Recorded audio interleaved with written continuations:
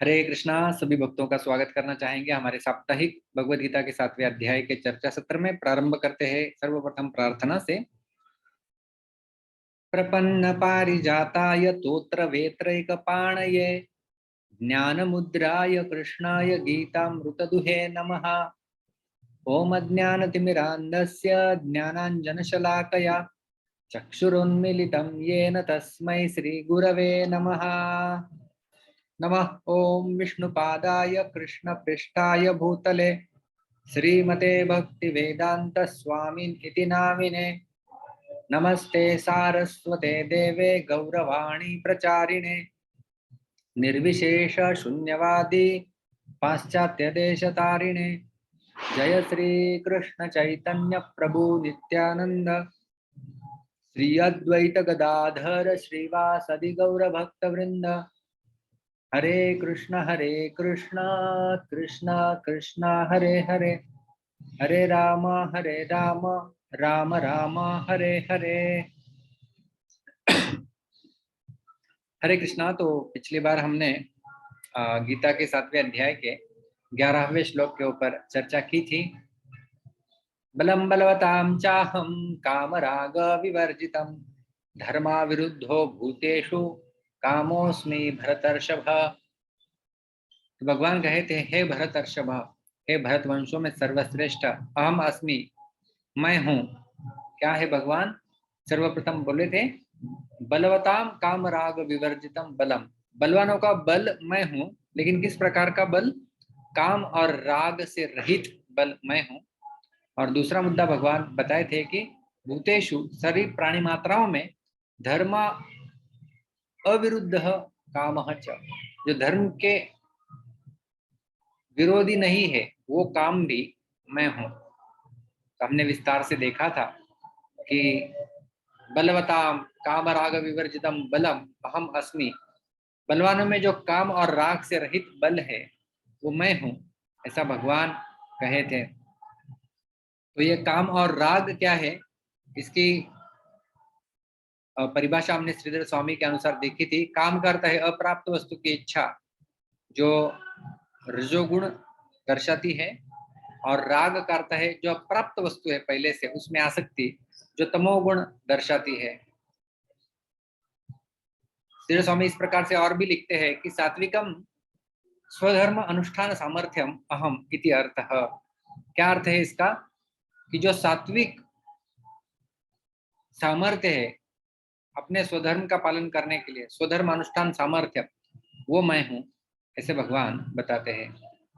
और इसके विपरीत जो होता है, एक आसुरी संपत्ति का भी एक बल होता है, उसकी भी हमने चर्चा की थी कि किस प्रकार से वो लोग असुर, वो भी अपने आप को बलवान मानते हैं। असौमया हदः शत्रुर हनिष्ये चापरानपि ईश्वरो हम भोगी सिद्धो हम बलवान सुखी। कि बलवान किस प्रकार से शब्द का प्रयोग यहाँ पर देखिए किया गया है। 16वां अध्याय जिसका शीर्षक ही है दैवी आसुरी संपद विभाग योग। तो वहां पर ये आसुर भी अपने आप को बल मानते हैं, लेकिन वो बल काम के सहित है, इसलिए वो भगवान कृष्ण का प्रतिनिधित्व नहीं करता है। और 18वें अध्याय में भी इस प्रकार से बताया था, अहंकारम बलम दर्पम कामम क्रोधम परिग्रहम विमुच्य निर्ममः शांतो ब्रह्म भूयाय कल्पते। तो इसमें भी बल जो है वो तमोगुण या आसुरी प्रवृत्ति का प्रतीक बताया गया है। इस प्रकार से हमने देखा था कि जो रावण भी बहुत बलशाली था, उसके पास जो बल था वो काम से युक्त था, और उसके विपरीत हनुमान जी, उनके पास जो बल था वह काम से विवर्जित था। इसलिए हमने इस स्लाइड के दौरान चर्चा भी की थी कि महाभारत के जो वन पर्व है उसमें भीम और हनुमान जी इनका जब संवाद होता है, तब भीम हनुमान जी से पूछते हैं कि आप तो स्वयं संपूर्ण लंका को परास्त कर सकते थे, रावण का वध कर सकते थे, लेकिन आपने नहीं किया। तो हनुमान जी बताते हैं कि प्रभु राम जी के हाथों से होना था। तो उनके पास जो बल था वो काम या राग से वर्जित था। तो भगवान कहते हैं कि काम राग विवर्जितम बलम अहम अस्मि बलवताम। और जो 7वें श्लोक के साथ हम तुलना करते हैं ना, मत्तः परतरम न अन्यत् किंचिदस्ति धनंजय मयि सर्वमिदं प्रोतम सूत्रे मणिगणा इव। जिस प्रकार से मणि धागे के अंदर पिरोए रहते हैं, तो यहाँ पर धागा है काम राग विवर्जित बल, और जो मणि है वो बलवान व्यक्ति का प्रतिनिधित्व यहाँ पर कर रहा है। और अगला मुद्दा जो भगवान ने बताया था, भूतेषु धर्म विरुद्ध कामः च अहम अस्मि, मनुष्यों में धर्म से अविरुद्ध यानी धर्मयुक्त काम मैं हूं। तो धर्म क्या है, ये श्रीमद् भागवत हमें बताता है, वेद प्रणिहितो धर्मो ही अधर्मस्तद विपर्ययः, कि वेदों के द्वारा जो प्रमाणित है, जो वेद उसको उद्धृत करते हैं वो धर्म है, उसके विपरीत जो भी है वो सब अधर्म ही मानना चाहिए। तो हम देखते हैं कि इस प्रकार से जो काम है वो कई जगहों पर उसकी निंदा की जाती है, उसका खंडन किया जाता है। जैसे उदाहरण के तौर पे हमने देखा था गीता के 3रे अध्याय में अर्जुन जब भगवान से प्रश्न पूछे थे कि ऐसी कौन सी वस्तु है जो व्यक्ति को पाप करने के लिए प्रवृत्त करती है, हालांकि उसका इच्छा नहीं होती है लेकिन वो अंदर से इस कार्य करने को प्रेरित होता है, तो भगवान ने कहा था कि वो काम और क्रोध ही है जो रजोगुण से उत्पन्न होते हैं, जो महान पापी के रूप में है और अग्नि के समान है, वो कभी तृप्त नहीं होते हैं, और इनको आप वैरी मानो। तो इनको वैरी भी कहा गया है। लेकिन इसके साथ साथ हमने ये भी देखा था कि जो पुरुषार्थ चतुष्टय है जिनको प्राप्त करने की बात की जाती है, उसमें धर्म, अर्थ, काम और मोक्ष इनकी चर्चा होती है। और खास करके हमने यहाँ पर देखा था आजकल केवल लोग अर्थ और काम परायण हो गए हैं, उन्होंने धर्म और मोक्ष को मोक्ष दिला दिया है। तो ये सैंडविच होना चाहिए, धर्म और मोक्ष के बीच में अर्थ और काम होना चाहिए।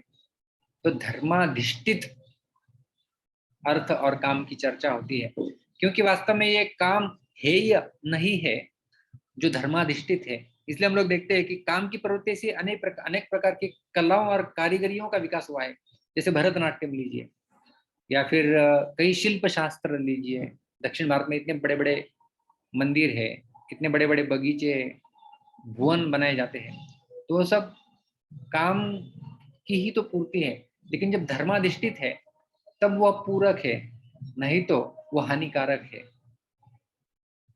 इसलिए हमने देखा था जिन विचारों एवं कर्मों से अपने आत्मस्वरूप को पहचानने में सहायता मिलती है उन्हें धर्म कहा जाता है, और इससे विपरीत कर्म है वो अधर्म कहलाते हैं, क्योंकि वो आत्मविस्मृति को ही जो है वो दृढ़ कराते हैं। और एक परिभाषा श्रीधर स्वामी इस दूसरे मुद्दे की बताते हुए कहते हैं, स्वधर्मेण अविरुद्ध स्वदारेश पुत्र उत्पत्ति मात्र उपयोगी काम आम। स्वधर्मेण अविरुद्ध, अपने स्वयं के धर्म के बिल्कुल विरोध में न जाते हुए, स्वदारेशु पुत्र उत्पत्ति मात्र उपयोगी काम, केवल अपनी पत्नी के साथ ही संयोग करते हुए पुत्र की उत्पत्ति करने के लिए ही जो काम का प्रयोग किया जाता है वो मैं हूं, ऐसा भगवान कहे थे। इसी प्रकार श्रील प्रभुपाद जी तात्पर्य में इसी श्लोक में लिखते हैं कि धर्म सम्मत मैथुन संतान उत्पत्ति के लिए होना चाहिए, अन्य कार्यों के लिए नहीं। अतः माता पिता का उत्तरदायित्व है कि वो संतान को कृष्ण भावना भावित बनाएं। और इसमें हमने देखा था कि धागा जो है वो धर्मयुक्त काम है और मणि जो है वो मनुष्य है। यदि धर्मयुक्त काम रूपी धागा निकल जाएगा तो मणि का कोई अर्थ नहीं रह जाएगा, मणि इधर बितर हो जाते हैं। इसी प्रकार से मनुष्य जो है वो लगभग पशुवत हो जाते हैं यदि धर्मयुक्त काम उनसे निकाल दिया जाए तो।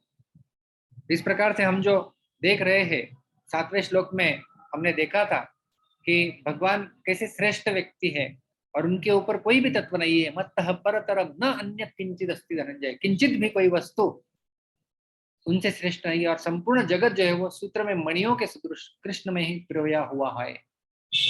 मयि सर्वमिदं प्रोतम सूत्रे मणिगणा इव। और इस प्रकार से जो है वो भगवान किस प्रकार से जगत के कारण है और जगत की स्थिति बनाए रखते हैं, ये जो है वो इसका वर्णन 5 श्लोकों में हमें मिलता है, 8 से लेकर के 12वें श्लोक तक। अभी तक हमने जो श्लोक देखे 8, 9, 10, 11 हमारे पिछले सत्रों में, तो उनमें लगभग 14 वस्तुओं के बारे में भगवान ने बताया था, जिनमें किसमें मैं क्या हूं, 14 अलग अलग जगहों पर मुझे कैसे देख सकते हो, और उसका निष्कर्ष बताते हुए ये 12वां श्लोक आज भगवान यहाँ पर उद्धृत कर रहे हैं। तो समरी यदि हम लोग 8 से 11वें श्लोक की यदि देखें, आपको शायद जूम करके देखना होगा इसे, कि ये 14 मुद्दे भगवान ने बताए हैं 8वें श्लोक से 11वें श्लोक तक। रसो हमअप्सु कौन्तेय, जल का स्वाद मैं हूँ, प्रभास्मि शशि सूर्यो हो, सूर्य और चंद्रमा का प्रकाश मैं हूँ, प्रणव सर्व वेदेशु, वैदिक मंत्रों में ओंकार मैं हूँ, शब्द खे, आकाश में ध्वनि मैं हूँ, पौरुषम दृशु, मनुष्यों में सामर्थ्य मैं हूँ, पुण्योगंध पृथिव्याम च, पृथ्वी का आद्य सुगंध पवित्र सुगंध मैं हूँ, तेजस चास्मि विभावसो, अग्नि की ऊष्मा मैं हूँ, जीवनम सर्वभूतेषु, समस्त जीवों का मैं जीवन हूँ, तपश्चास्मि तपस्विषु, तपस्वियों का तप मैं हूँ, बीजम माम सर्वभूतानां विद्धि पार्थ सनातनम, यह कि जान लो कि मैं समस्त जीवों का आदि बीज हूँ, बुद्धिर बुद्धिमतामस्मि, बुद्धिमानों की बुद्धि मैं हूँ, तेजस तेजस्विनाम हम, समस्त तेजस्वी पुरुषों का तेज मैं हूँ, बलम बलवता हम चाहम का हम, कामराग विवर्जितम, बलवानों का कामना और आसक्ति से रहित बल मैं हूँ, धर्माविरुद्धो भूतेषु कामोस्मि भरतर्षभ, कि मैं वह काम हूँ जो धर्म के विरुद्ध नहीं है। तो इस प्रकार से 8, 9, 10, 11 चारों श्लोक यहाँ पर जो है वो एक प्रकार से अर्थ के साथ लिखे गए हैं। तो ये 14 मानव विभूतियां भगवान ने अपनी बताई है, और ये सारे के सारे 14 जो है वो 3 गुणों के अधीन आते हैं। ये उपरोक्त 8 से 11वें श्लोक में जो सभी 14 उदाहरण है, भौतिक प्रकृति के 3 गुणों के अंतर्गत ही उपस्थित है, जो कृष्ण की भौतिक शक्ति का ही स्वरूप है, और कृष्ण उनसे परे है। कृष्ण जो है वो 3 गुणों से परे है। यह कहने के पश्चात कि वे सभी वस्तुओं के स्रोत और सार दोनों हैं, कृष्ण सारांशित रूप में कहते हैं कि भौतिक प्रकृति के 3 गुण भी जो इस जगत को नियंत्रित करते हैं उनके नियंत्रण में है। तो भगवान के नियंत्रण में ही 3 गुण है, भगवान 3 गुणों से भी परे है। इस प्रकार से जो है वो 12वें श्लोक में भगवान दर्शाएंगे। श्लोक इस प्रकार से है, ये चैव सात्विका भावा राजसास्तामसाश्च ये मत्त एवेति तान् विद्धि न त्वहं तेषु ते मयि। तो यहाँ पर जो है वो भगवान बताते हैं, आइए हम इसके एक एक श्लोक के जो पद विभाग है उनको दोहराएंगे 2-2 बार। दिव्य कृष्ण प्रभु, मैंने आपको अनम्यूट किया है। ये च एव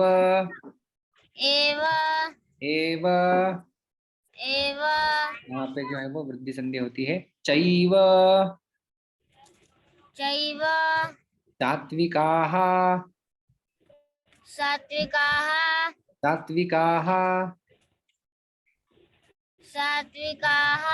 भावाः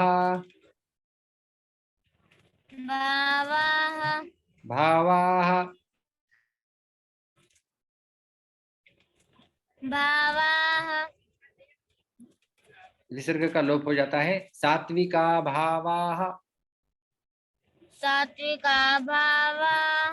राजसाः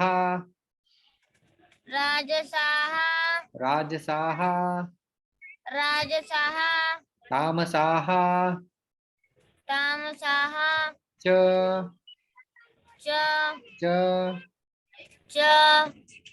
राजसास्तामसाश्च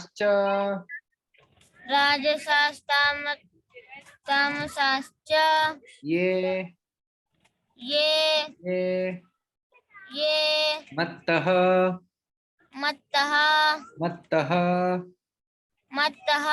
एव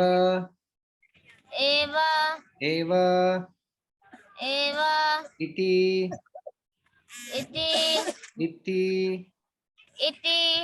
मत्त एवेति तान् विद्धि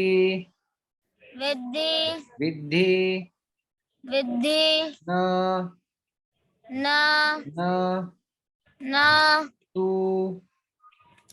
तु तु तु अहम अहम अहम, अहम यहाँ पर भी यण संधि होती है। त्वहम त्वहम तेषु एषु तेषु तेषु ते ते ते ते मयि मयि मयि। मयि। संपूर्ण श्लोक को एक एक पाद के साथ गाएंगे। ये चैव सात्विका भावा ये चैव सात्विका भावा राजसास्तामसाश्च ये राजसास्तामसाश्च ये मत्त एवेति तान् विद्धि मत्त एवेति तान् विद्धि न त्वहं तेषु ते मयि। न त्वहं तेषु ते मयि। धन्यवाद दिव्य कृष्ण।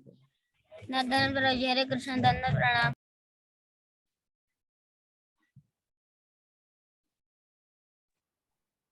हरे कृष्णा।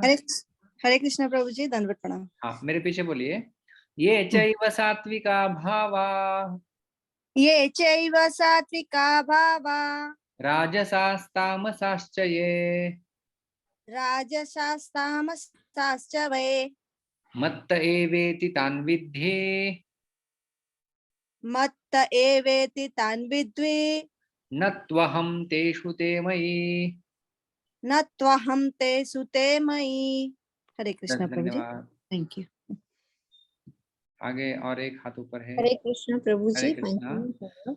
ये चैव सात्विका भावा ये चैव सात्विका भावा राजसास्तामसाश्च ये राजसास्तामसाश्च ये मत्त एवेति तान् विद्धि मत्त एवेति तान् विद्धि न त्वहं तेषु ते मयि। न त्वहं तेषु ते मयि। हरे धन्यवाद, कृष्ण। उत्तम। हरे कृष्ण।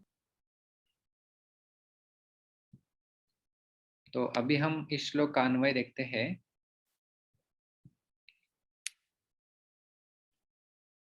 भगवान कहते हैं ये च एव, ये जो भी सात्विकाः भावाः, बहुवचन में है सात्विक, सात्विकाः, भाव एक वचन, भावाः बहुवचन, सात्विकाः भावाः, जो भी सात्विक भाव है।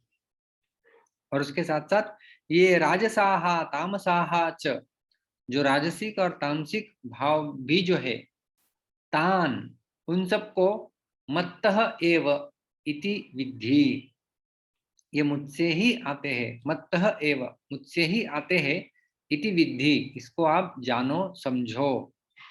अहम तु तेषु न, मैं उनमें नहीं हूं, किंतु ते मयि, वो मुझ में है। थोड़ा सा कंफ्यूजन लगेगा यहाँ पे, लेकिन कोई कंफ्यूजन नहीं है। कैसे ऐसे हो सकता है इसकी हम चर्चा करेंगे। तो सर्वप्रथम जो पहला पूर्ण पाद भगवान कहते हैं, ये च एव सात्विका भावाः राजसास्तामसाश्च ये मत्त एवेति तान् विद्धि, उसको पूरा हम लोग लेंगे। इसका अर्थ है कि जो भी सात्विक अर्थात शुद्ध, राजसिक अर्थात क्रियाशील और तामसिक अर्थात जड़ जो भाव हैं, उन सबको तुम मेरे से उत्पन्न हुए जानो, मुझसे ही उत्पन्न होते हैं ऐसा जानो। भगवत गीता में प्रमुख रूप से जो 5 विषयों की चर्चा होती है, ईश्वर, जीव, प्रकृति, काल और कर्म, तो उसमें प्रकृति एक प्रमुख विषय है। और उसमें भी जो 3 गुण आते हैं, उनका वर्णन प्रकृति के अंदर किया गया है। तो गीता में 3 गुणों का नाम के सहित वर्णन मिलने वाला ये पहला श्लोक है, 7वें अध्याय का 12वां श्लोक। इसके पहले भी भगवान कृष्ण ने एक बार 3 गुणों से परे जाने के लिए अर्जुन से कहा था, अध्याय 2 श्लोक 45 में कहा था, त्रैगुण्य विषया वेदा निस्त्रैगुण्यो भवार्जुन, वहां पर गुणों के नाम नहीं लिए थे, लेकिन कहा था कि वेद केवल 3 गुणों के बारे में बताते हैं, 3 गुणों से परे आपको जाना चाहिए। त्रैगुण्य विषया वेदा निस्त्रैगुण्यो भवार्जुन निर्द्वंद्वो नित्य सत्वस्थो निर्योगक्षेम आत्मवान।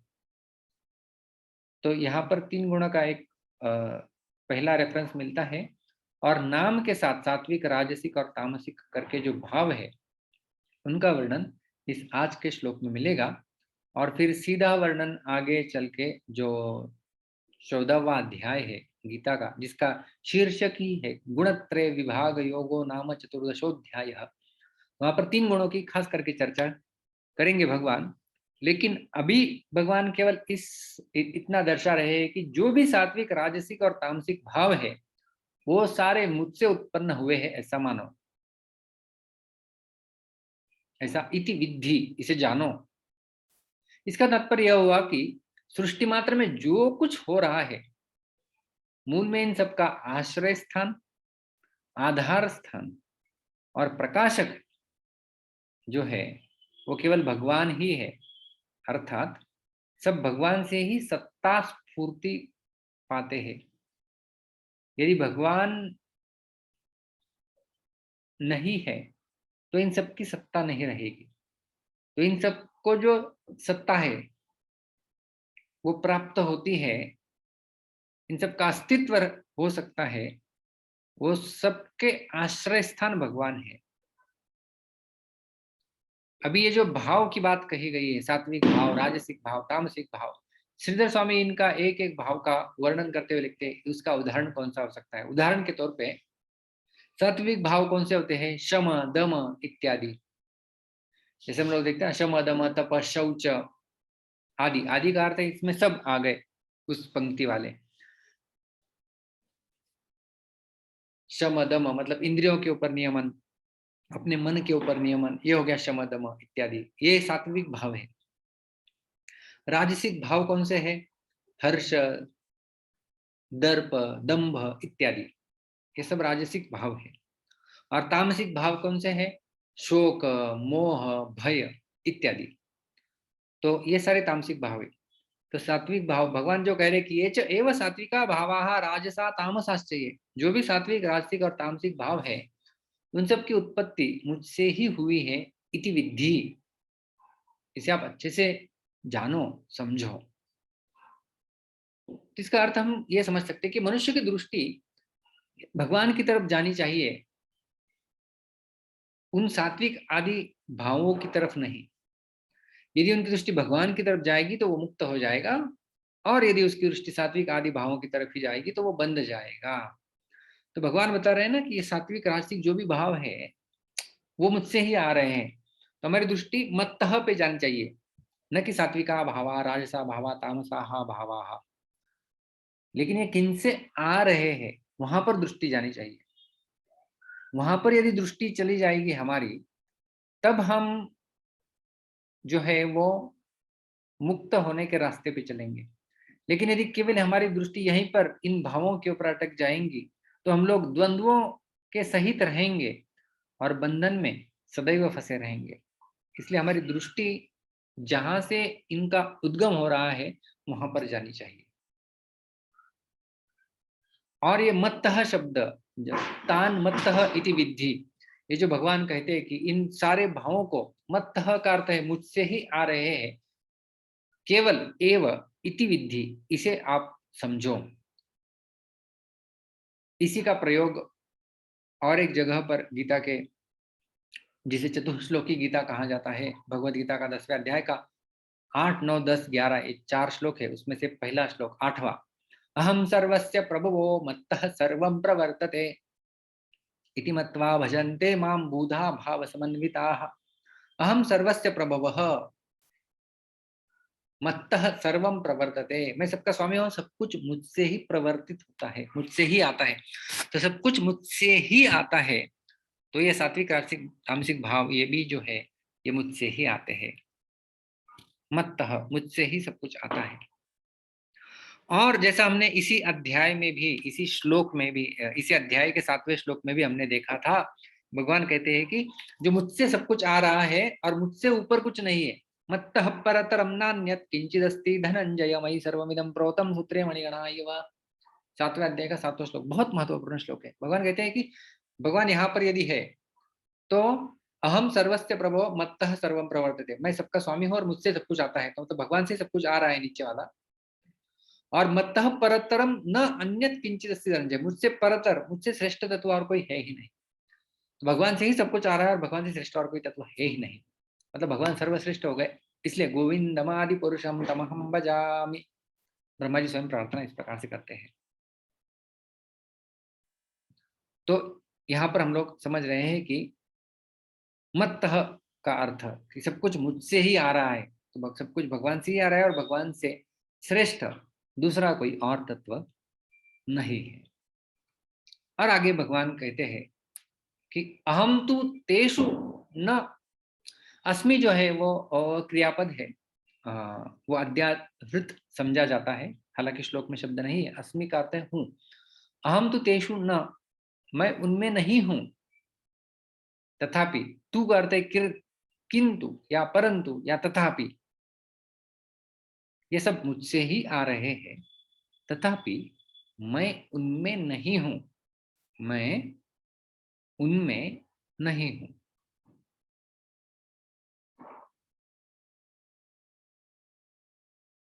श्रीधर स्वामी इसका अर्थ बताते हैं कि मैं उनमें नहीं हूं का अर्थ क्या है। जीववत् तद अधीनः अहम न भवामि इति अर्थः। इसका अर्थ क्या है, देखिए कितना स्पष्ट रूप से इति अर्थ, यह अर्थ है इसका। क्या लिखते हैं, जीववत् तद अधीनः अहम न भवामि। जीववत् का अर्थ है साधारण भौतिक, साधारण इन जीवों जैसा, जीवात्माओं जैसा साधारण जीव जो है वो, तद अधीनः, तद अधीनः मतलब कस्य अधीनः, किसके अधीन, सात्विक राजसिक और तामसिक भावों के अधीन, अहम न भवामि, मैं नहीं हूं। इसका अर्थ भगवान कहते हैं कि ये तीनों गुण या ये जो तीनों भाव है, सात्विक राजसिक तामसिक, वो मुझसे ही आ रहे हैं, लेकिन जीववत् तद अधीनः अहम न भवामि, साधारण जीव जो है वो इन गुणों के अधीन होते हैं, लेकिन मैं इनके अधीन नहीं हूं।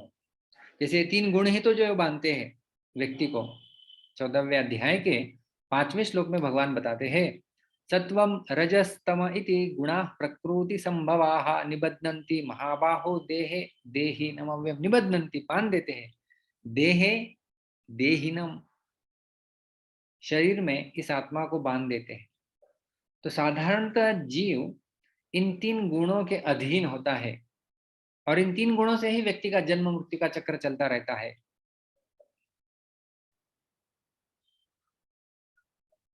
गुणाः प्रकृति संभवाः सद असद योनि जन्मसु, कि अच्छा और बुरा जन्म मिलता है। 13वें अध्याय में भगवान इसका वर्णन भी करते हैं कि गुणों के संग के कारण व्यक्ति को अच्छा या बुरा जन्म मिलता है। यदि व्यक्ति सत्वगुण में स्थित रहेगा, ऊर्ध्वं गच्छन्ति सत्वस्ताः, उसकी ऊर्ध्व गति होगी। मध्ये तिष्ठन्ति राजसाः, उसकी बीच वाली गति होगी जो रजोगुण में रहेगा। अधो गच्छन्ति तामसाः, जो तमोगुण में स्थित है वो नीचे अधः दिशा में चला जाएगा। इस प्रकार से सारे जीवात्माएं जो है इस संसार में, वो तीनों गुणों के अधीन है। न तदस्य पृथिव्याम वा दिवि देवेषु वा भुवः, कि इस संसार में पृथ्वी पर देवता लोक में स्वर्ग लोक में ऐसा कोई व्यक्ति नहीं है जो 3 गुणों के अधीन नहीं है। सब कुछ 3 गुणों के अधीन है। तद अधीनः, लेकिन भगवान कहते हैं कि अहम तद अधीनः न भवामि, मैं उनके अधीन नहीं हूं। इसलिए अहम तु तेषु न, इसलिए मैं उनमें नहीं हूं। मैं उनमें नहीं हूं का अर्थ बताते हैं कि मैं उनके अधीन नहीं हूं। किंतु ते मयि, वे मुझ में है। इसका अर्थ क्या है, उनका अस्तित्व मुझ पर आश्रित है। तो वे ये 3 गुण मुझसे ही आते हैं, मैं उनमें नहीं हूं, मतलब मैं उनके अधीन नहीं हूं, लेकिन वो मुझ में है। इसका अर्थ है कि वो मुझ पर आश्रित है। बहुत सुंदर उदाहरण से समझेंगे कि वे मुझसे ही आते हैं, मैं उनमें नहीं हूं, लेकिन वे मुझ में है। एक बहुत सुंदर उदाहरण रूपक दिया जाता है, अहम तो तेषु न ते मयि। देखिए जल है, समुद्र, आप कल्पना कर सकते हैं। समुद्र में आपने देखा होगा कई सारी लहरें आती रहती है, आती रहती है, आती रहती है। या नदी आप कल्पना कर सकते हैं, कई सारी लहरें चल रही है, समंदर की ज्यादा लहरें दिखाई देती है। तो जल से ही तरंगों की सृष्टि होती है, लहरों की सृष्टि जल से ही होती है। जल का अस्तित्व जो है वो तरंग के ऊपर आश्रित नहीं है, किंतु तरंग जो है वो जल पर आश्रित होती है। देखिए जो लहरें होती है, सर्वप्रथम मुद्दा है लहरें जल से ही उत्पन्न उत्पन्न होती है। मत्त एवेति तान्विद्धि, इसका अर्थ है मत्त एवेति, जल यदि बोले, जल यदि बोल रहा है कि मत्त एवेति लहरें, कि जो लहरें हैं ये तरंगे हैं, ये मुझसे ही बन रहे हैं, बरोबर है। तो समंदर के जल से ही तो लहरें बन रही है।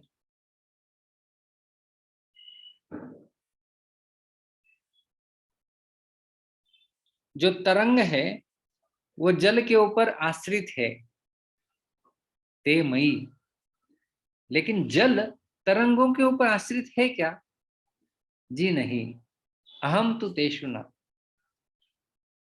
तो जल से ही तरंगे बनती है, तरंगे जल के ऊपर आश्रित है, लेकिन जल तरंगों के ऊपर आश्रित नहीं है। ये एक स्लाइड आपको समझ गई तो आपको आज का श्लोक समझ गया। जल से ही तरंगों का निर्माण होता है, तरंगे जल के ऊपर आश्रित रहती है। तरंगे ऐसी, हाँ, कहीं पर भी जाएंगी कितनी ऊंची, लेकिन वो जल के ऊपर ही आश्रित रहेगी, वो जल से अपना संबंध नहीं तोड़ देगी, वो जल के ऊपर ही आश्रित रहेगी। जल ही उनका उत्पत्ति स्थान है, जल ही उनका आश्रय स्थान है। लेकिन वो जो जल है वो तरंगों के ऊपर आश्रित नहीं है। तरंगे नहीं भी बनी है हवा के चलते, तो भी जल का अस्तित्व बनाया रहेगा। तो इस प्रकार से ये श्लोक हम आज का समझते हैं। तो हमने देखा किस प्रकार से पूर्ववर्ती 7वां श्लोक के साथ संबंध है वास्तव में ये संपूर्ण प्रकरण का, कि भगवान ने जो कहा था कि मत्तः परतरम न अन्यत् किंचित् अस्ति धनंजय मयि सर्वमिदं प्रोतं सूत्रे मणिगणा इव। संपूर्ण सृष्टि मुझ में ओतप्रोत है, जिस प्रकार से मणि धागे के ऊपर आश्रित होते हैं एक माला के। और इसके 14 उदाहरण भगवान ने दिए थे, 8, 9, 10, 11 इन 4 श्लोकों में। और जो सारे 14 उदाहरण दिए गए वो 3 गुणों के अंदर ही है। और भगवान कहते हैं कि वास्तव में मैं 3 गुणों से परे हूं। और ये जो भी 3 गुणों से जो भी भाव उत्पन्न होते हैं, ये चैव सात्विका भावाः राजसास्तामसाश्च ये मत्त एवेति तान् विद्धि न त्वहं तेषु ते मयि। भगवान ने कहा कि जो भी सात्विक भाव है,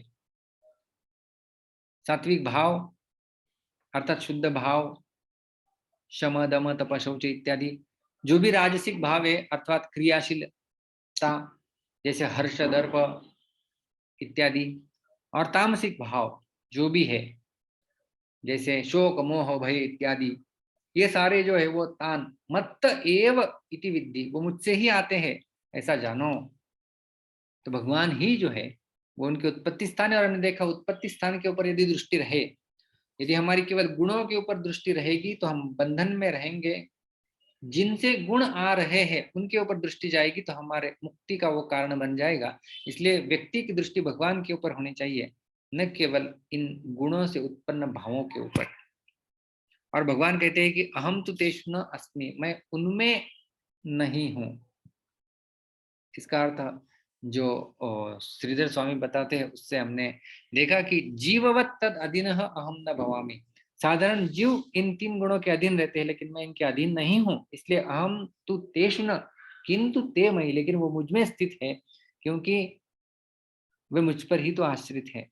और आखिर में हमने एक उदाहरण के द्वारा, एक रूपक के द्वारा समझा, समंदर, उसका जल और उसकी लहरें।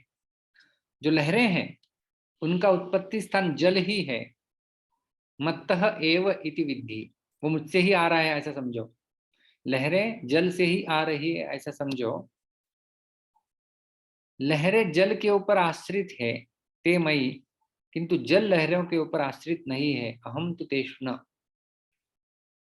तो इस प्रकार से हमने ये 12वां श्लोक देखा कि किस प्रकार से जो भी इन 3 गुणों के अंदर आ रहा है वो सब कुछ भगवान से ही आ रहा है, ये हम लोग समझे। अभी इतना स्पष्ट रूप से भगवान ने बता दिया है कि मैं जल का मैं स्वाद हूँ, पृथ्वी का मैं गंध हूँ, अग्नि का मैं तेज हूँ, सूर्य का मैं प्रकाश हूँ। इतना सब कुछ बताने के बाद भी लोग क्यों भगवान को मानते नहीं है, जानते नहीं है? क्या कारण है लोग भगवान से विमुख रहना पसंद करते हैं? इसका उत्तर भगवान अगले यानी 13वें श्लोक में देंगे। उसके बारे में हम चर्चा करेंगे हमारे अगले सत्र में। तब तक के लिए बहुत धन्यवाद। हरे कृष्णा। ग्रंथराज श्रीमद् भगवद गीता की जय। श्रील प्रभुपाद की जय। किसी का कोई प्रश्न है तो ले सकते हैं हम।